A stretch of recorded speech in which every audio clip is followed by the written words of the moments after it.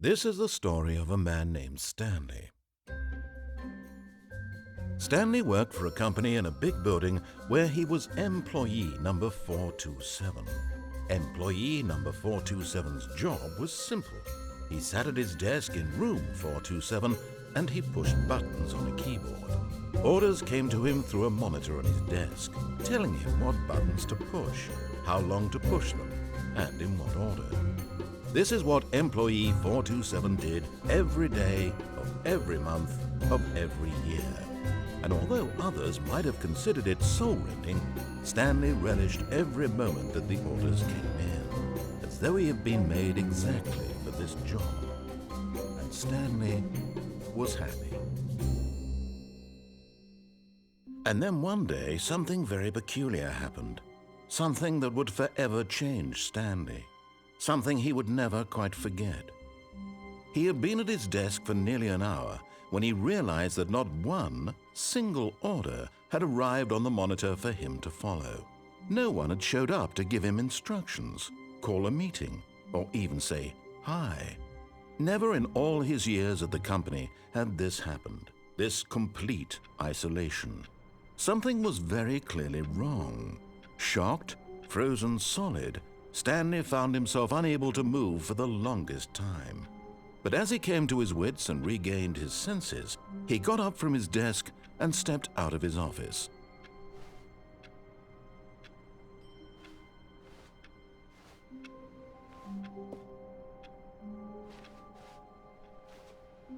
All of his co-workers were gone. What could it mean? Stanley decided to go to the meeting room. Perhaps he had simply missed a memo. No matter how hard Stanley looked, he couldn't find a trace of his co-workers.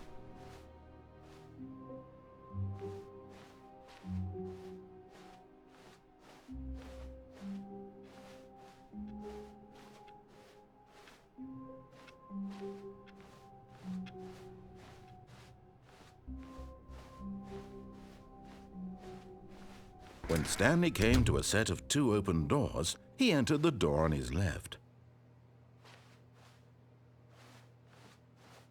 This was not the correct way to the meeting room, and Stanley knew it perfectly well.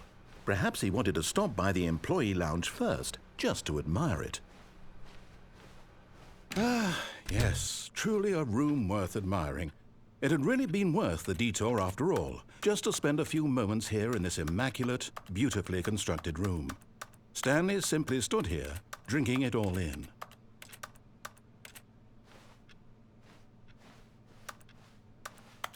But eager to get back to business, Stanley took the first open door on his left.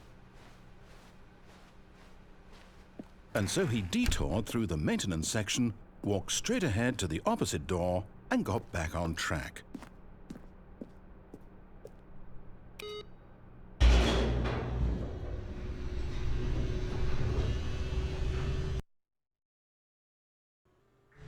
But Stanley didn't want to go back to the office. He wanted to wander about and get even further off track. So now in order to get back, he needed to go, from here it's, left. Oh, no, it's to the right, my mistake. No, not the right. Why would I have ever said it was to the right? What was I thinking? It's clearly... Oh dear, would you hold on for a minute, please? Now, let's see, we went down right, left, down, left, right. Yep, okay, yes.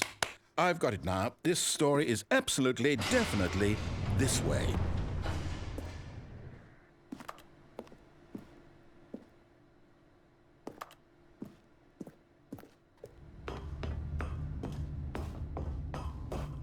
No.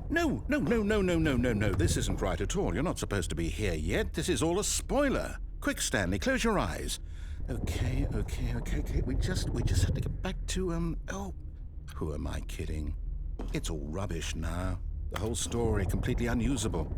How about, rather than waste my time trying to salvage this nonsense, we'll just restart the game from the beginning. And this time, suppose we don't wander so far off track, Okay, from the top.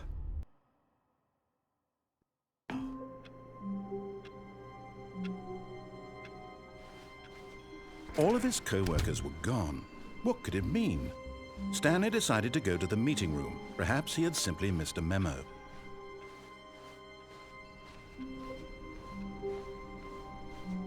When Stanley... Wait, what? No, I restarted. I swear I definitely restarted the game over, completely fresh. Everything should be... Oh, did something change? Stanley, did you change anything when we were back in that room with all the monitors? Did you move the story somewhere or... Hold on. Why am I asking you? I'm the one who wrote the story. It was right here just a minute ago. I know for sure that it's here somewhere. Okay, then. It's an adventure. Come, Stanley. Let's find the story.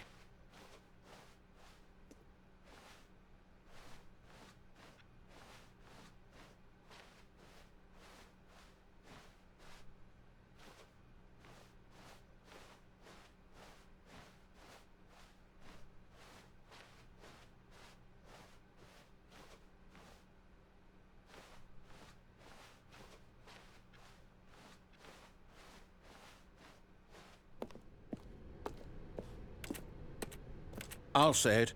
This is the worst adventure I've ever been on. I can promise you there definitely was a story here before.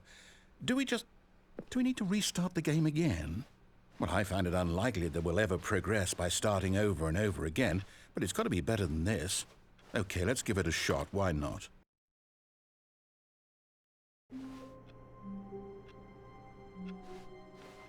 All of his co-workers were gone. What could it mean? Stanley decided to go to the meeting room. Perhaps he had simply missed a memo.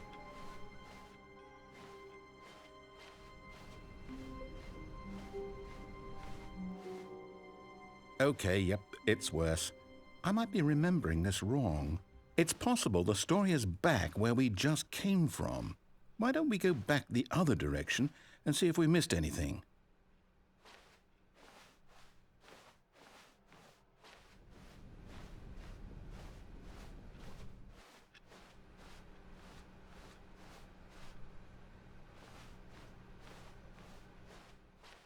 Aha! I knew we'd miss something. The story. Here it comes. No, wait. Never mind. Not the story. Okay, let's head back the other way and retrace our steps.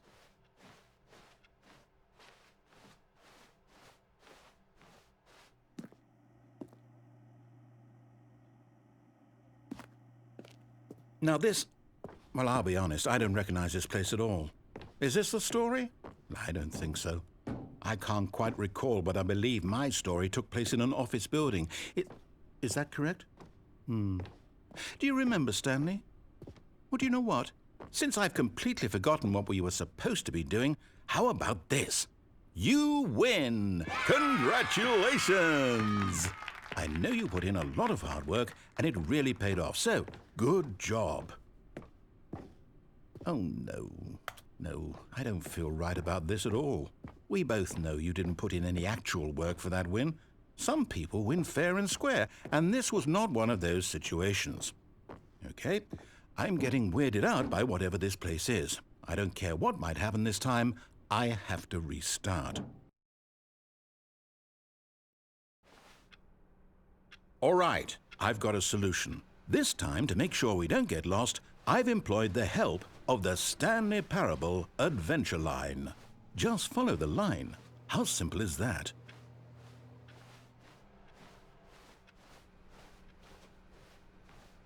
No, I'm down. We're leaving it up to the line from now on.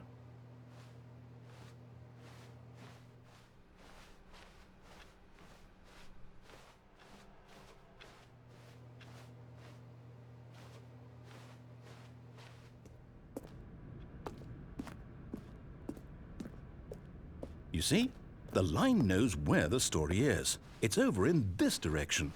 Onward, Stanley, to destiny. Though, here's a thought. Wouldn't wherever we end up be our destination, even if there's no story there? Or to put it another way, is the story of no destination still a story? Simply by the act of moving forward, Are we implying a journey such that a destination is inevitably conjured into being via the very manifestation of the nature of life itself? Okay, Stanley, I need to follow this train of thought for a minute. Just stick with me. Now, we can both agree that the nature of existence is in fact a byproduct of one's subjective experience of that existence, right?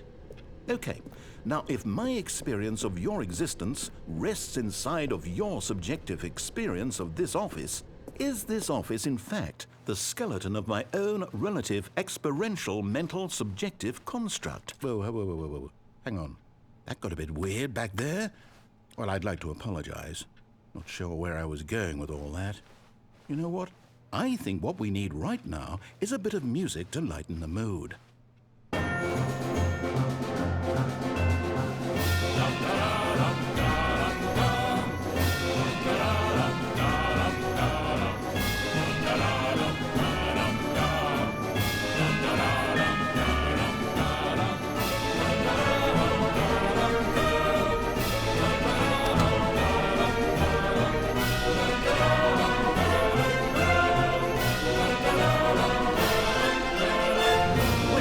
Cut the music, go back and look at that fern. Stanley, this fern will be very important later in the story. Make sure you study it closely and remember it carefully. You won't want to miss anything.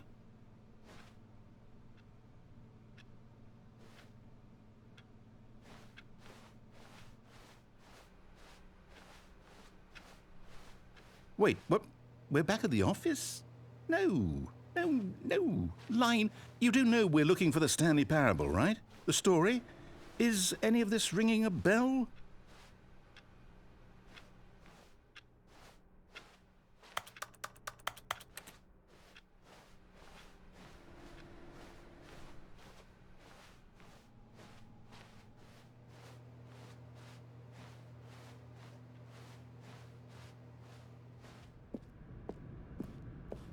Oh, no, not again, Line. How could you have done this to us? And after we trusted you, after everything we've been through, you... Oh, I can't take this anymore. To hell with it. Restart.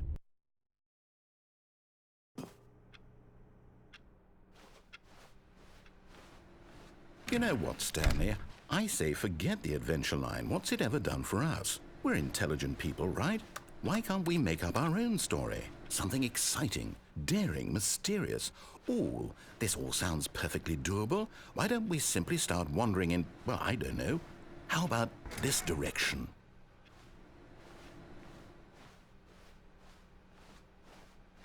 Now, yes, this is exciting. Just me and Stanley forging a new path, a new story. Well, it could be anything. What do you want our story to be? Go wild. Use your imagination. Whatever it might be, Stanley, I'm ready for it. Oh, no, not you again. Stanley, I'd also like to veto the line from having any role in our awesome new story. No lines or monitor rooms. Just don't acknowledge it, and we should be fine.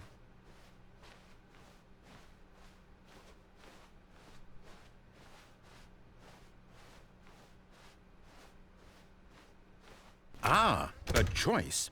We get to make a decision. From here, the story is in our control. How important we mustn't squander the opportunity. In fact, I believe I need a minute to think here. Just walk in circles for a minute. Okay, so I know that each door has to lead somewhere, which means that somewhere, the place where we're trying to go, there must be a reverse door that leads here. And that in turn means that our destination corresponds with the counter-inverted reverse door's origin. So starting from the right, let us ask, will taking the right door lead us to where we're going? And since the answer is clearly yes, then by all accounts, the door on the right is the correct one. Another victory for logic. Come, Stanley, our destiny awaits.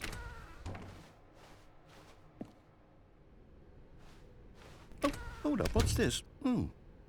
The confusion ending. You're telling me that's what this is? It's all one giant ending? And we're supposed to restart the game, what, eight times? That's really how all this goes? It's all determined? So now, according to the schedule, I restart again. Then what? Am I just supposed to forget? Well, what if I don't want to forget? My mind goes blank simply because it's written here on this thing, wall. Well, who consulted me? Why don't I get to decide? Why don't I get a say in all of this? Is it really? No, it can't be. I don't want it to be. I don't want the game to keep restarting. I don't want to forget what's going on. I don't want to be trapped like this. I won't restart the game. I won't do it. I won't do it. I won't do it. And the timer stopped? Does that mean, did we do it? Did we break the cycle? The, whatever it is that made this schedule? How would we even know? Will someone come for us? Will something happen? So, okay. I guess now we just wait. You know, I suppose in some way that this is a kind of story. Wouldn't you agree? I'm not quite sure if we're in the destination or the journey, though they're always saying that life is about the journey and not the destination. So I hope that's where we are right now. We'll find out, won't we? Eventually. Well, in the meantime, if you...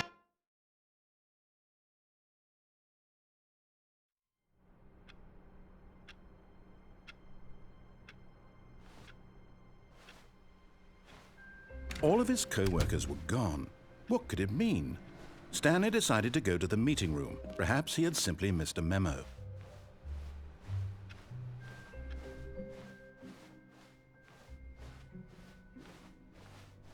When Stanley came to a set of 2 open doors, he entered the door on his left.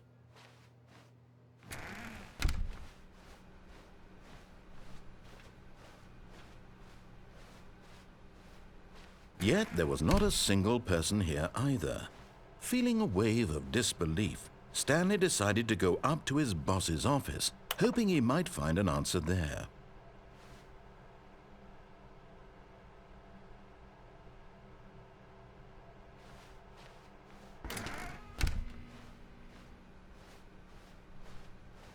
Coming to a staircase, Stanley walked upstairs to his boss's office.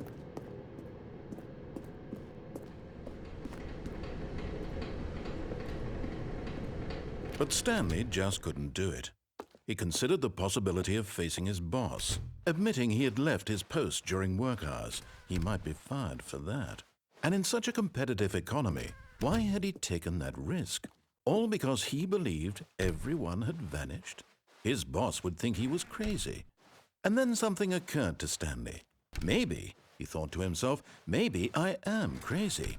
All of my co-workers blinking mysteriously out of existence in a single moment for no reason at all? None of it made any logical sense. And as Stanley pondered this, he began to make other strange observations. For example, why couldn't he see his feet when he looked down? Why did doors close automatically behind him wherever he went? And for that matter, these rooms were starting to look pretty familiar. Were they simply repeating? No, Stanley said to himself, this is all too strange. This can't be real.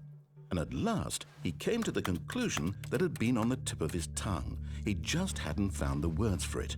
I'm dreaming, he yelled. This is all a dream. Oh, what a relief Stanley felt to have finally found an answer, an explanation. His co-workers weren't actually gone. He wasn't going to lose his job. He wasn't crazy after all. And he thought to himself, I suppose I'll wake up soon. I'll have to go back to my boring real-life job pushing buttons. I may as well enjoy this while I'm still lucid. So he imagined himself flying and began to gently float above the ground. Then he imagined himself soaring through space on a magical starfield, and it too appeared. It was so much fun, and Stanley marveled that he had still not woken up. How was he remaining so lucid? And then perhaps the strangest question of them all entered Stanley's head. One he was amazed he hadn't asked himself sooner. Why is there a voice in my head dictating everything that I'm doing and thinking? Now the voice was describing itself being considered by Stanley, who found it particularly strange. I'm dreaming about a voice describing me, thinking about how it's describing my thoughts, he thought. And while he thought it all very odd and wondered if this voice spoke to all people in their dreams, the truth was that, of course, this was not a dream. How could it be?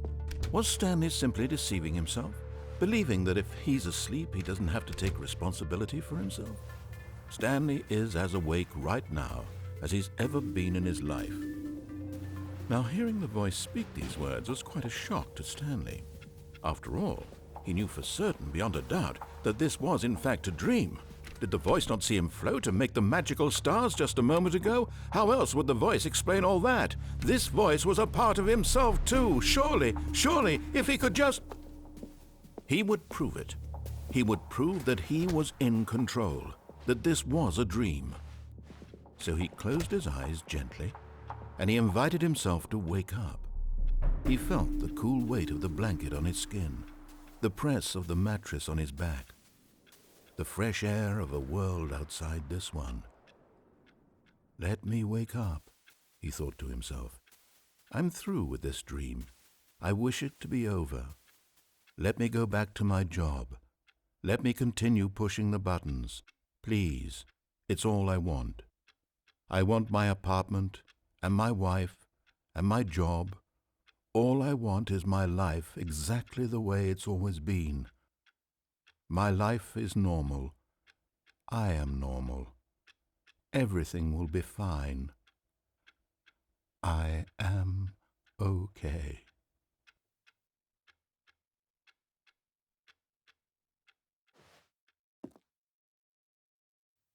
Stanley began screaming. Please, someone, wake me up. My name is Stanley. I have a boss. I have an office. I am real. Please, just someone tell me I am real. I must be real. I must be. Can anyone hear my voice? Who am I? Who am I? And everything went black.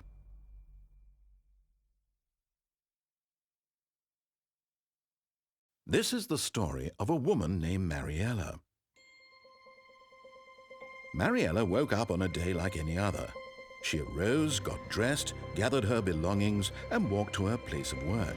But on this particular day, her walk was interrupted by the body of a man who had stumbled through town talking and screaming to himself, and then collapsed dead on the sidewalk. And although she would soon turn to go call for an ambulance, for just a few brief moments she considered the strange man. He was obviously crazy. This much she knew. Everyone knows what crazy people look like. And in that moment, she thought to herself how lucky she was to be normal. I am sane. I am in control of my mind. I know what is real and what isn't. It was comforting to think this, and in a certain way, seeing this man made her feel better. But then she remembered the meeting she had scheduled for that day, the very important people whose impressions of her would affect her career, and by extension, the rest of her life. She had no time for this, so it was only a moment that she stood there, staring down at the body. And then she turned and ran.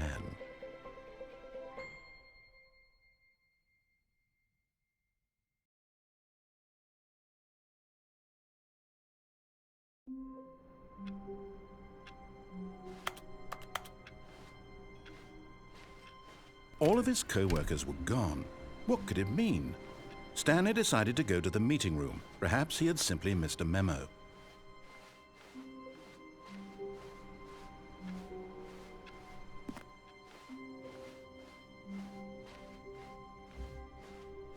When Stanley came to a set of 2 open doors, he entered the door on his left.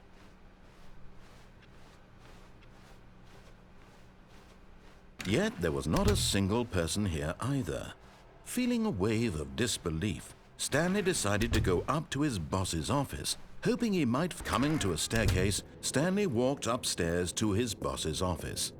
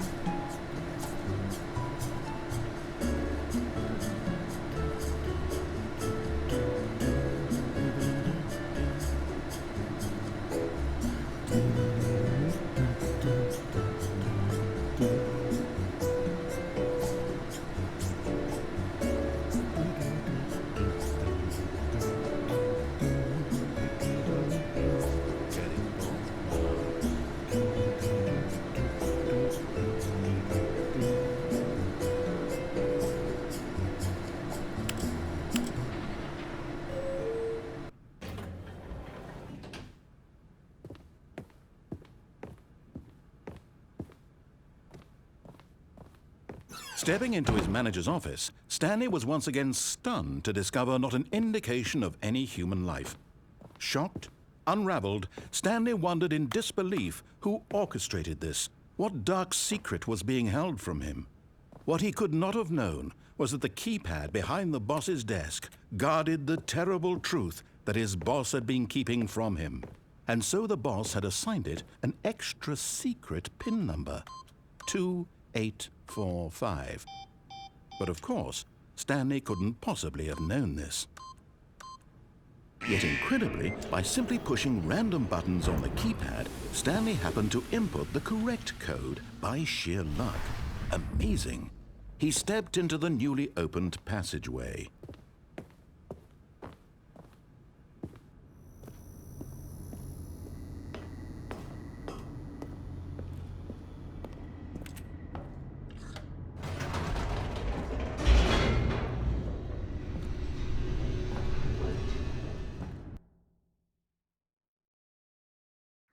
Descending deeper into the building, Stanley realized he felt a bit peculiar.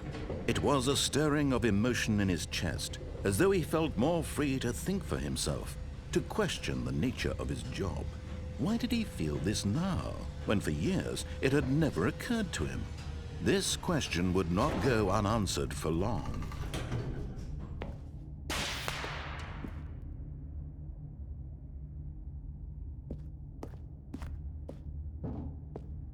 Stanley walked straight ahead through the large door that read Mind Control Facility.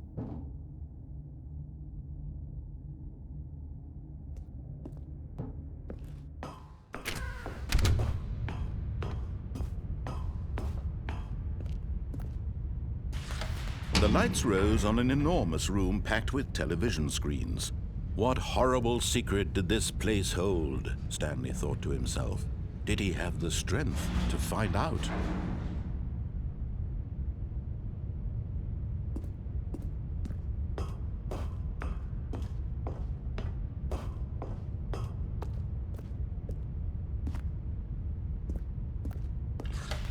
Now the monitors jumped to life, their true nature revealed. Each bore the number of an employee in the building, Stanley's co-workers. The lives of so many individuals reduced to images on a screen, and Stanley, one of them, eternally monitored in this place where freedom meant nothing.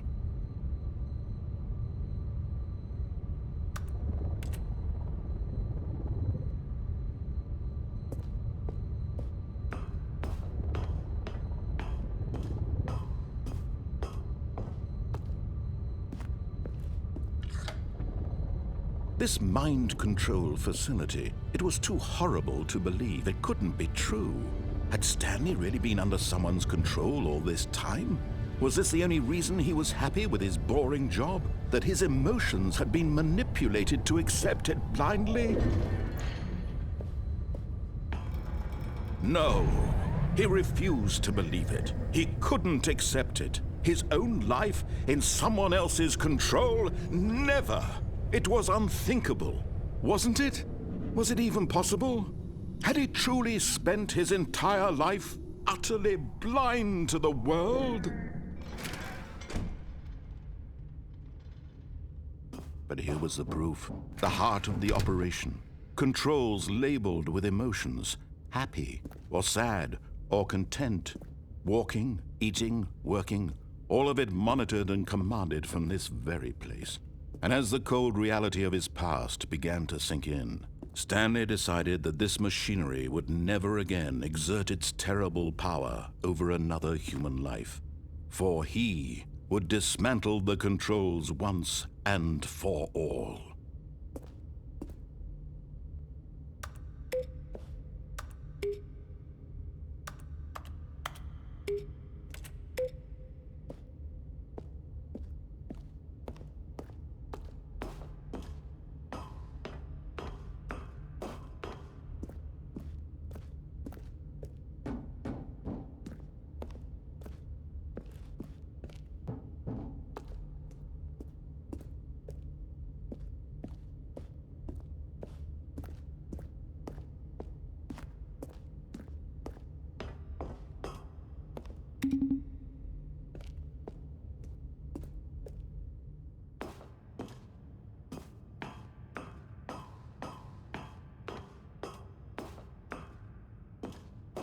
And when at last he found the source of the room's power, he knew it was his duty, his obligation, to put an end to this horrible place and to everything it stood for. Oh, Stanley, you didn't just activate the controls, did you?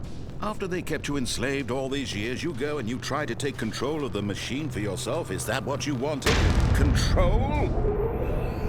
Oh, Stanley, I applaud your effort, I really do. But you need to understand, there's only so much that machine can do. You were supposed to let it go, turn the controls off, and leave.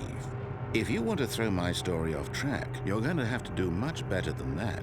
I'm afraid you don't have nearly the power you think you do. For example, and I believe you'll find this pertinent, Stanley suddenly realized he had just initiated the network's emergency detonation system. In the event that this machine is activated without proper DNA identification, nuclear detonators are said to explode, eliminating the entire complex. How long until detonation then?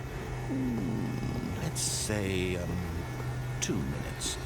Ah, now this is making things a little more fun, isn't it, Stanley? It's your time to shine. You are the star. It's your story now. Shape it to your heart's desires. Oh, this is much better than what I had in mind. What a shame we have so little time left to enjoy it. Mere moments until the bomb goes off. But what precious moments each one of them is.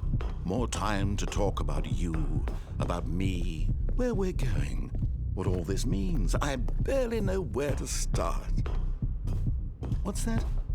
You'd like to know where your co-workers are? A moment of solace before you're obliterated? All right, I'm in a good mood. You're gonna die anyway. I'll tell you exactly what happened to them. I erased them. I turned off the machine. I set you free. Of course, that was merely in this instance of the story. Sometimes when I tell it, I simply let you sit there in your office forever, pushing buttons endlessly and then dying alone. Other times, I let the office sink into the ground, swallowing everyone inside, or I let it burn to a crisp. I have to say this, though, this version of events has been rather amusing. Watching you try to make sense of everything and take back the control wrested away from you, it's quite rich. I almost hate to see it go. But I'm sure whatever I come up with on the next go-around will be even better. My goodness, only 34 seconds left. But I'm enjoying this so much. You know what? To hell with it. I'm going to put some extra time on the clock, why not? These are precious additional seconds, Stanley. Time doesn't grow on trees. Oh dear me, what's the matter, Stanley? Is it that you have no idea where you're going or what you're supposed to be doing right now? Or did you just assume when you saw that timer that something in this room was capable of turning it off? I mean, look at you. Running from button to button, screen to screen, clicking on every little thing in this room. These numbered buttons, no, these colored ones, or maybe this big red button, or this door. Everything, anything, something here will save me. Why would you think that, Stanley? That this video game can be beaten? Won? Solved? Do you have any idea what your purpose in this place is? Stanley, you're in for quite a disappointment. But here's a spoiler for you. That timer isn't a catalyst to keep the action moving along. It's just seconds ticking away to your death. You're only still playing instead of watching a cutscene because I want to watch you for every moment that you're powerless, to see you made humble. This is not a challenge, it's a tragedy. You wanted to control this world, that's fine. But I'm going to destroy it first, so you can't. Take a look at the clock, Stanley. That's 30 seconds you have left to struggle. 30 seconds until a big boom and then nothing. No ending here, just you being blown to pieces. Will you cling desperately to your frail life, or will you let it go peacefully? Another choice. Make it count, or don't. It's all the same to me, all a part of the joke. And believe me, I will be laughing at every second of your inevitable life from the moment we fade in until the moment I say, happily ever after.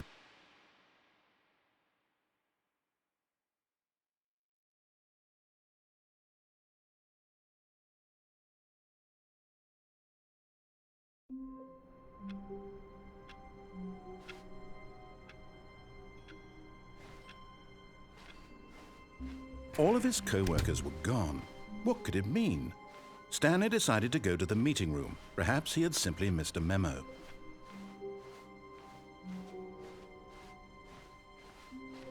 When Stanley came to a set of 2 open doors, he entered the door on his left.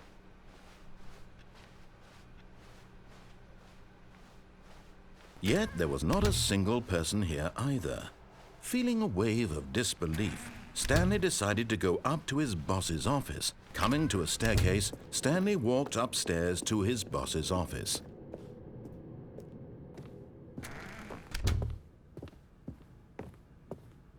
Stepping into his manager's office, Stanley was once again stunned to discover not an indication of any human life. What could it mean? Stanley was in such a rush to get through the story as quickly as possible, he didn't even have a single minute to just let the narrator talk. That kind of anxiety isn't healthy, so he relaxed for a few moments with some calming New Age music.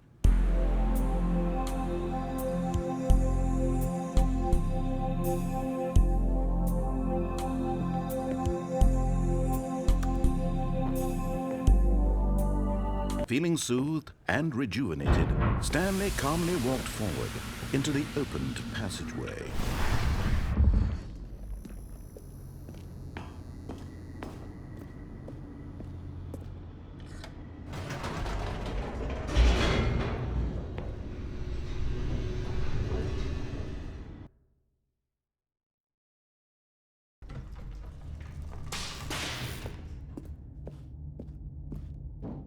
Stanley walked straight ahead through the large door that read Mind Control Facility.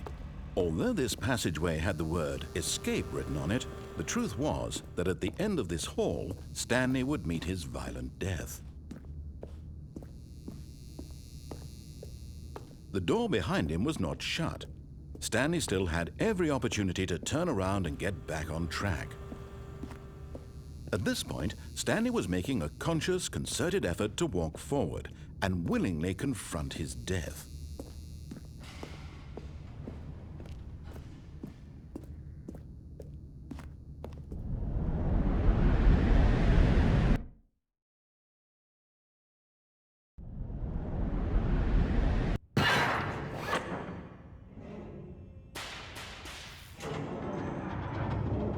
As the machine whirred into motion and Stanley was inched closer and closer to his demise, he reflected that his life had been of no consequence whatsoever.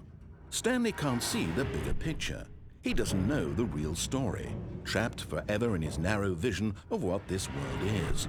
Perhaps his death was of no great loss, like plucking the eyeballs from a blind man. And so he resigned and willingly accepted this violent end to his brief and shallow life.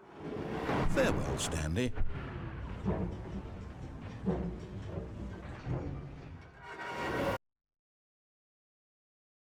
Farewell, Stanley, cried the narrator, as Stanley was led helplessly into the enormous metal jaws. In a single visceral instant, Stanley was obliterated as the machine crushed every bone in his body, killing him instantly.